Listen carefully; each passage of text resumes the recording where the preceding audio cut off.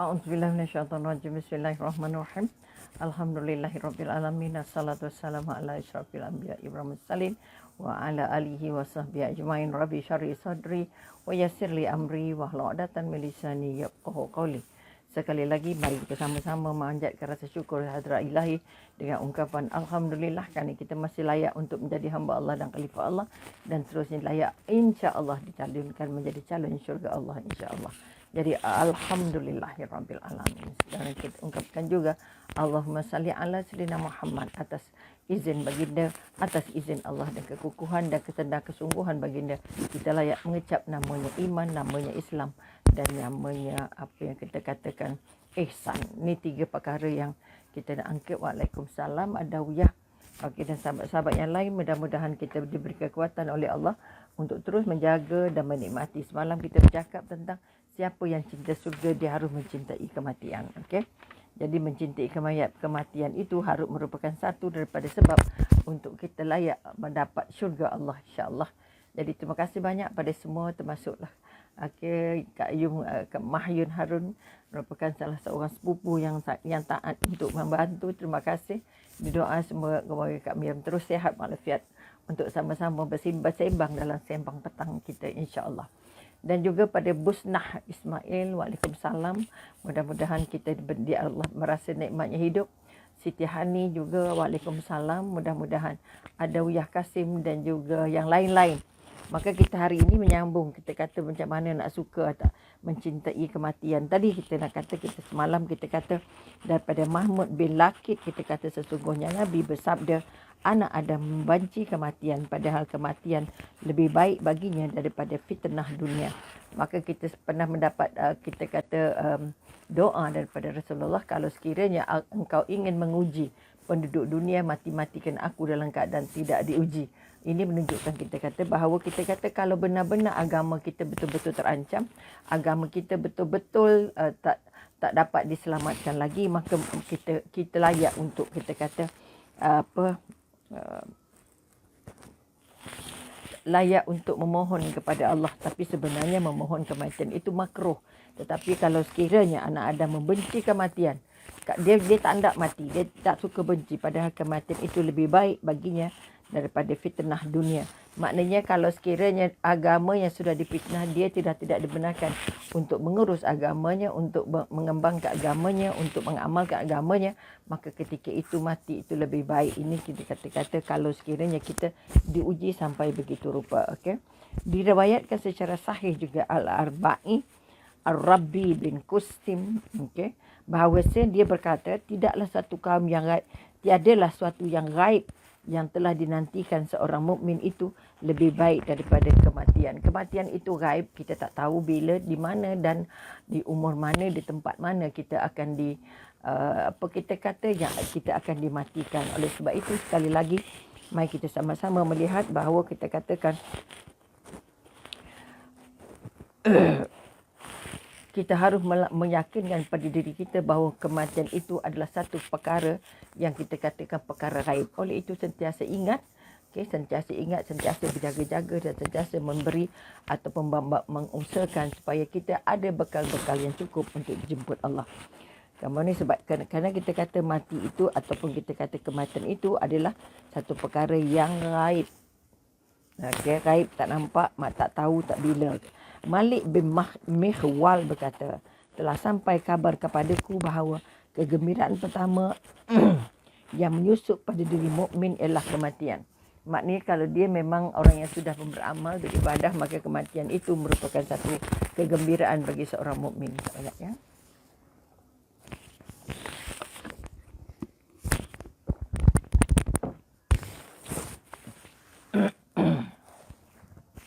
Maka kita kata sekali lagi, kita kata maka kita pada orang yang beriman, orang yang mencintai Allah dan mencintai syurga, maka kedatangan kematian itu merupakan satu kebahagiaan kepadanya. Okey. Sebab itu kita kata disebabkan apa yang dilihatnya dari kemuliaan yang diberikan oleh Allah dan ganjarannya.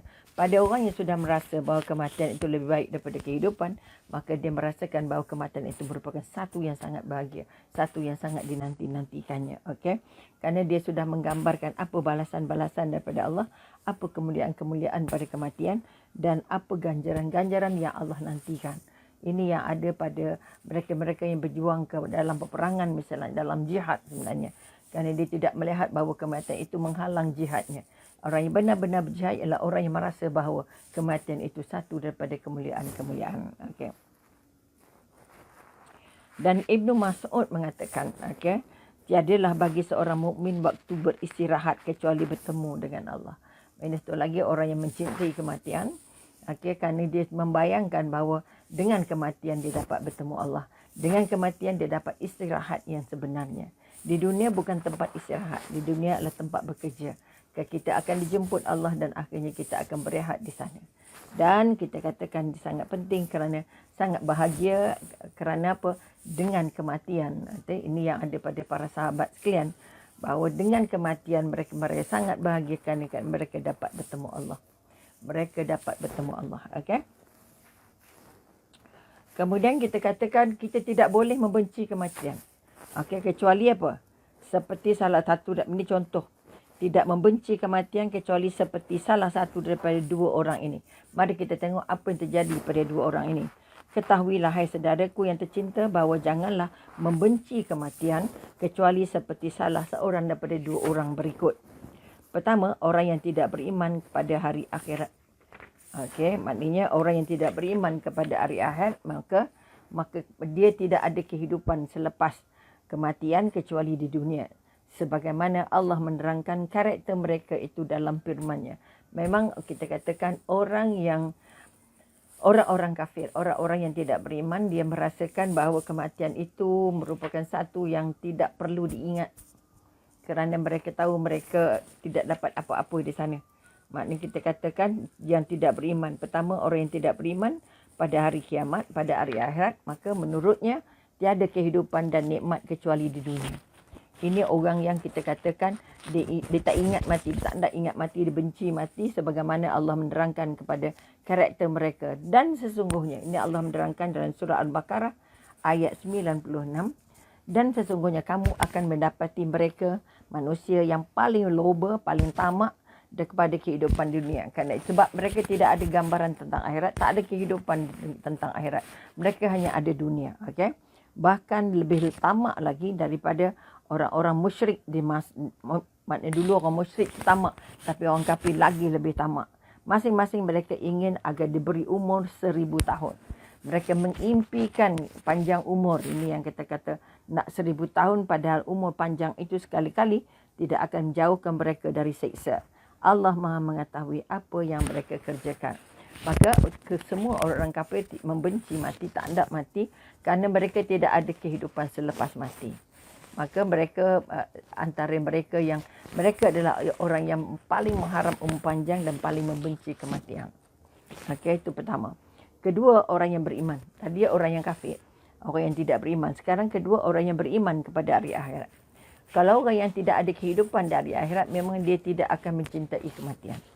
Okey, tetapi kalau orang yang kita kata beriman pada hari akhirat akan tetapi dia sangat takut akan dosa-dosanya. Okey. Dia beriman pada hari kiamat, kemudian dia sangat takut dengan dosanya. Dia sedar dia banyak dosa dan dia sangat takut. Rasulullah bersabda, siapa yang senang bertemu dengan Allah, maka Allah pun senang bertemu dengannya. Walaupun dia kata dia banyak dosa, tapi dia redha dengan kematian. Dan siapa yang benci bertemu dengan Allah, maka Allah pun benci bertemu dengannya. Ini kekuatan-kekuatan yang nak diangkat. Maka orang beriman dia takut, ya Allah, aku tidak dapat menolak kematian tapi aku banyak dosa, ya Allah, bantu aku, ya Allah, tenteramkan aku, ya Allah, mudahkan urusan aku, ya Allah. Maka inginlah kematian jika kamu memang benar. Maka kalau kita lihat surah Al-Baqarah ayat 94 Allah kata rindulah pada kematian. Maka kerana dengan adanya kematian, dengan merindu kematian, kamu akan bertambah baik dalam amalan dan bertambah baik dalam usaha untuk menambah apa yang kita kata bekal-bekal. Okey. Allah menyebut kematian itu lebih dahulu daripada kehidupan sebagai peringatan bahawa kematian itu akan menghantarkan kepada kehidupan sejati. Mengapa Allah banyak sebut mati dan hidup? Allah banyak sebut kematian dulu baru kehidupan. Kerana apa? Kerana Allah nak bagi tahu pada kita, okey? Nak bagi tahu pada kita bahawa orang yang memikirkan kematian, maka dia akan berusaha dalam kehidupannya untuk mentaati Allah sebaik-baiknya. Okey, sebab itu Allah banyak sebut pasal kematian. Okey. Sebab itu kita kata dan menganggap bahawa nikmatnya yang diberi kepada kita. Artinya kita kata dengan mengingat kematian itu merupakan satu nikmat. Merupakan satu kesedaran, merupakan satu pertolongan, merupakan satu cara untuk menyedarkan manusia bahawa dalam hidup ini, Waalaikumsalam Zalina, okay, dalam hidup ini kita harus sentiasa ingat mati, kerana dengan mengingati mati kita dapat kehidupan yang benar-benar sejati, kehidupan yang benar-benar berusaha, kehidupan yang benar-benar beriman, kehidupan yang benar-benar membuat kita jadi baik. Kebanyakan kita yang tercebur dalam kejahatan, dalam kemungkaran, kerana dia jarang-jarang mengingat kematian. Dia yakin ada akhirat, tetapi dia kata apa? Dia tak dapat, dia tak berat pada akhirat. Ini yang kita takut, akhirnya kita mati dalam keadaan lupa dan dalam keadaan lalai. Okay? Kemudian kita katakan kematian merupakan pintu dari pintu-pintu syurga. Okey, tadi kita kata kita kalau boleh kita inginkan kematian jika kamu memang benar percaya ada Allah, ada akhirat, ada syurga, ada neraka, kamu harus mampu. Allah sangat rindu nak berjumpa dengan kita, maka kita harus merasa bahawa kematian itu pintu masuk untuk bertemu Allah.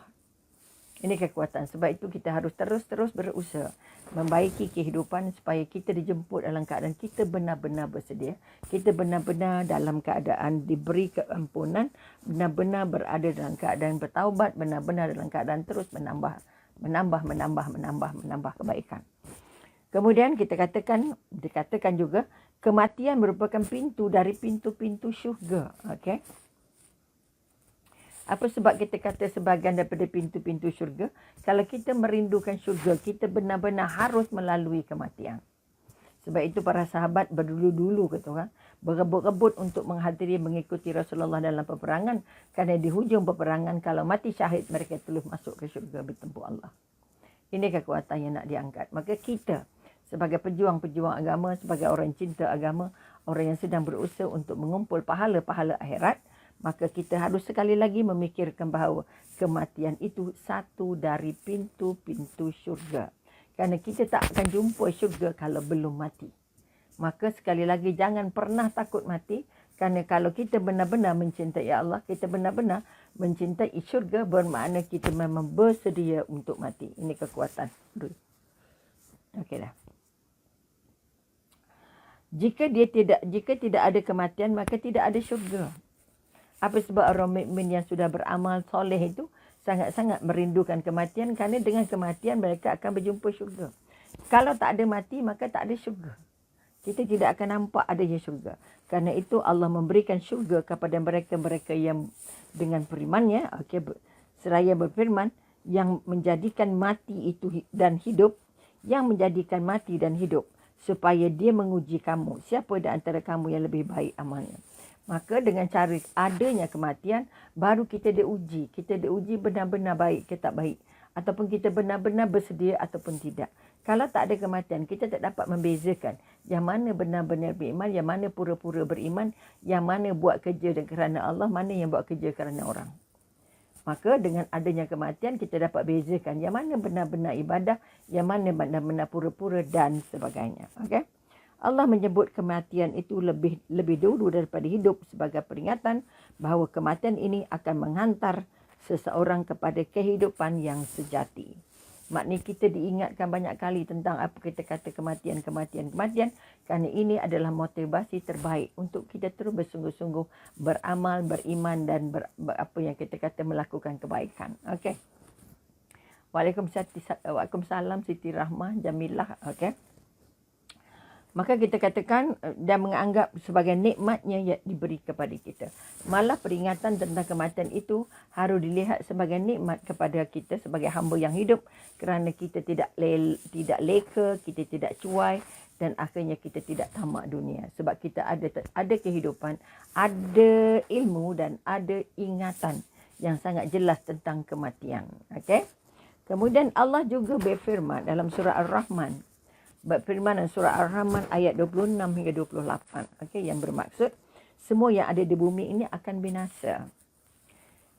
Hari ini kita berada di bumi, kita akan binasa. Semua yang ada di bumi akan binasa. Dan tetap kekal ialah zat Tuhanmu. Yang akan kekal zat Tuhan yang mempunyai kebesaran dan kemuliaan. Kita semua mati, apa yang ada di bumi semua mati, semua binasa.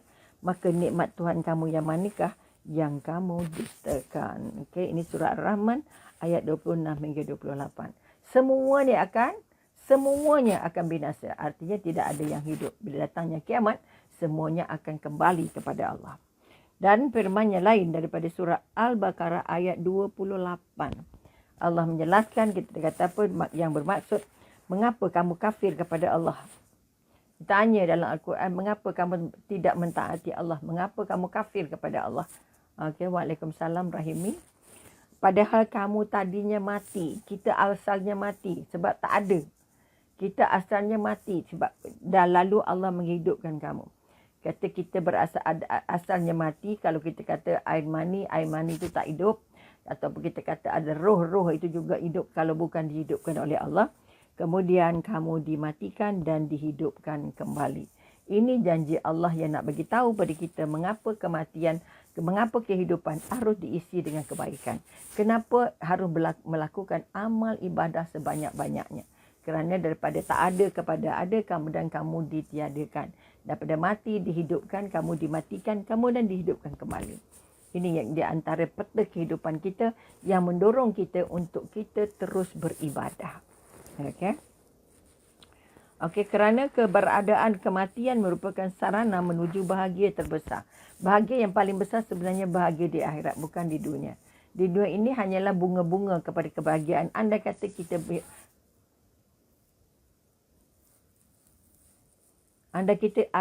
kita berada dalam keadaan yang benar-benar dalam keadaan beriman.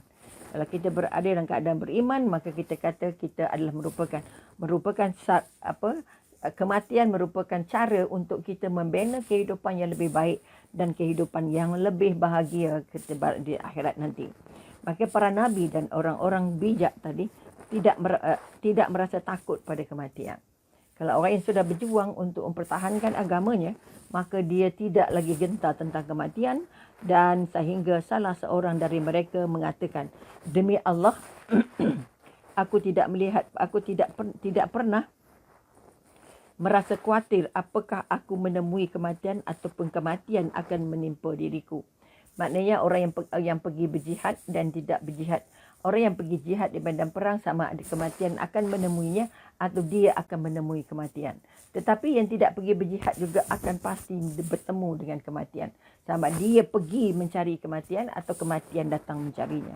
Dan sesungguhnya jika kamu meninggal ataupun gugur, ini orang yang berjuang, orang yang berperang. Gugur maknanya tewas dalam perjuangan, tentulah kepada Allah sahaja kamu dikumpulkan. Jadi orang yang berjuang dan terkorban kerana perjuangannya kepada Allah, maka ini merupakan orang-orang yang sudah dijanjikan Allah syurga. Okey, dikumpulkan dengan kepada Allah. Namun begitu kita dinasihatkan supaya tidak minta kematian. Okey, tidak mengharapkan kematian walaupun berada dalam keadaan yang serba sulit, serba berat, serba penat. Ataupun kita kata makruh. Kita mengharapkan kematian lantaran banyaknya cubaan. Okey, banyaknya cubaan juga maknanya kita kata kita terlalu banyak cabaran-cabaran, ujian-ujian yang Allah bagi, tapi kita masih tak boleh minta mati. Okey.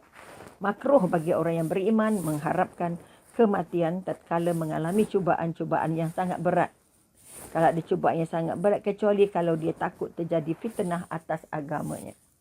Dia boleh mohon minta dimatikan andai kata dia mengancam agamanya. Okey, orang yang minta kita supaya meninggalkan agama dan sebagainya.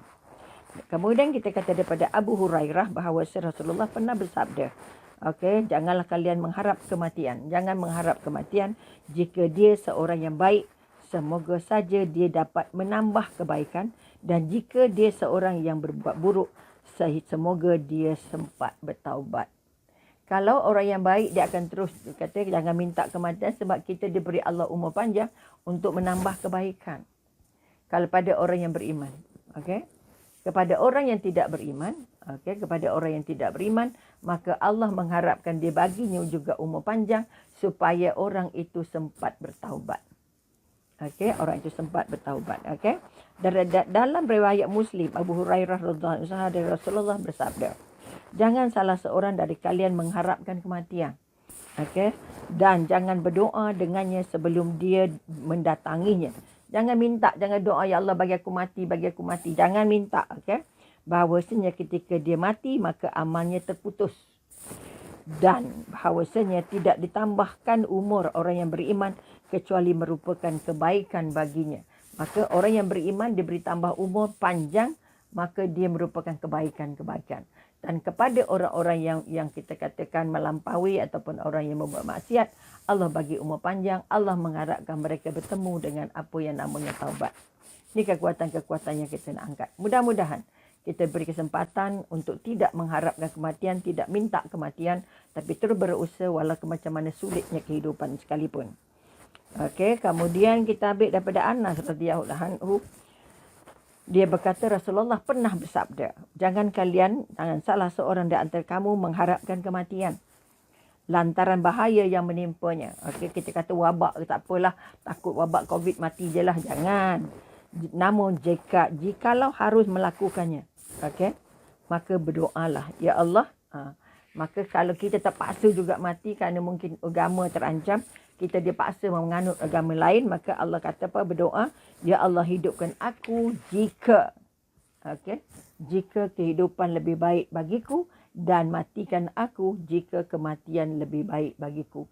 Maka doa kita, ya Allah Tuhanku, jika kematian itu lebih baik, baik untuk agama kita, baik untuk iman kita yang terancam, maka boleh minta mati. Dan kalau kita kata kalau baik hidup itu lebih baik, maka minta hidup. Kalau mati itu lebih baik, baru boleh minta mati. Okey.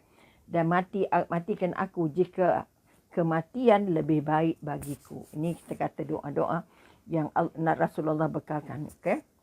Kemudian mari kita melihat Imam Nawawi berkata, dalam hadis ini terdapat penjelasan tentang kemakruhan. Makruh minta mati, okey, mengharapkan kematian kerana bahaya yang menimpanya. Dia sebab banyak sangat susah hidup. Aku kalau boleh nak mati je, ya Allah bagi aku mati, ya Allah, tak boleh. Okay? Baik ketika cabaran itu baik dalam bentuk sakit, dalam bentuk kemiskinan, ujian dari musuh dan juga bermacam-macam kesusahan hidup. Okey. Namun apabila dia takut hal itu membahayakan agamanya ataupun menjadi fitnah pada dirinya, maka hal itu tidak makruh. Kecuali dia nak menyelamatkan agamanya. Kalau kamu hidup, kamu kena ambil agama lain. Kamu tak boleh hidup dengan agama kamu. Kalau itu dia memang mengharapkan kematian. Boleh minta. Tidak makruh. Okey, beberapa salaf melakukan hal kedua ini ketika takut menjadi fitnah dalam agama mereka. Takut menjadi fitnah maknanya mereka dipaksa untuk menganut agama lain. Okey. Okey. Kemudian insya-Allah, okey, silakan. Kemudian kita kata hadis ini menerangkan bahawa siapa yang menyalahi larangan ini dan tidak dapat bersabar atas keadaan kerana apa? Kerana ditimpa satu penyakit ataupun jenis-jenis kesulitan yang lain, maka hendaklah dia berdoa. Okey, apa doanya? Ya Allah, okey, hidupkan aku jika kehidupan yang lebih baik dan seterusnya. Yang utama adalah bersabar dan pasrah menerima qada Allah. Maka sebagai orang mukmin, okey, kita harus mengambil kira bahawa apa saja yang terjadi pada kita adalah mahunya Allah. Maka kita tidak boleh mengharap kematian disebabkan kesulitan itu. Tapi kita hanya boleh berdoa. Andai kata agama terancam. Kalau setakat benda lain terancam, kita tak boleh minta mati. Okey, maknanya orang paksa kita untuk tidak lagi menganut agama kita. Ini kekuatan-kekuatan yang kita nak angkat. Maka sekali lagi, mari kita ingatkan pada diri kita, ya Allah Tuhanku, andainya baik itu, mati hidup itu baik untuk aku, maka hidupkanlah. Dan andai kata mati itu baik, maka matikanlah. Ini di antara doa yang dipesan oleh Rasulullah kepada semua umatnya yang sedang dihimpit dengan kesulitan-kesulitan. Yang paling nak dijaga ialah kalau sekiranya ancaman paling besar ialah pada akidah, ancaman paling besar adalah pada agama. Okey. Al-Hafiz Ibnu Hajar berkata, janganlah mengharapkan. Namun ketika ia menimpanya, yakni kematian, tidak dilarang untuk mengharap kerana rela bertemu dengan Allah. Maka kita katakan, kita tak minta tapi dia datang. Datang itu terimalah dengan penuh rela. Dia dengan penuh rela kerana itu adalah perintahnya Allah. Waalaikumsalam Hajah Rubayah. Okay. Mudah-mudahan apa yang kita bincangkan ini akan menjadi sebahagian daripada kekuatan. Jangan mengharap. Artinya kita tak boleh mengharap-harap kepada kematian. Namun ketika dia menimpanya, kalaupun datang, yakni kematian tidak dilarang untuk mengharapkan. Kerana rela bertemu dengan Allah. Maka kalau datang jangan pula kita kata tak rela. Kalau datang kita terima dengan penuh rela kerana kita akan bertemu Allah. Bila kita akan bertemu Allah, maka kekuatan-kekuatan yang nak dibina bahawa kita mengharapkan kematian, dan kematian itu merupakan satu daripada tangga-tangga dan pintu-pintu yang kita kata menjadi sebahagian daripada pintu-pintu syurga. Kalau mereka yang mengharapkan syurga, insya-Allah. Maka sekali lagi kita bangun kekuatan. Kita tidak boleh minta mati, kita tidak boleh mengharap kematian, dan kita tidak boleh menolak kematian, dan kita boleh mohon dengan Allah. Andainya hidup ini baik, maka hidupkan. Kalau andainya hidup ini tak baik untuk aku, maka matikan. Ini sebahagian daripada kekuatan-kekuatan yang nak kita angkat. Mudah-mudahan kita merasakan bahawa kematian bukan yang perlu diminta, bukan yang perlu diimpi-impikan, tapi kita harus menunggu, harus menanti kerana dia akan datang atau kita akan mendatanginya.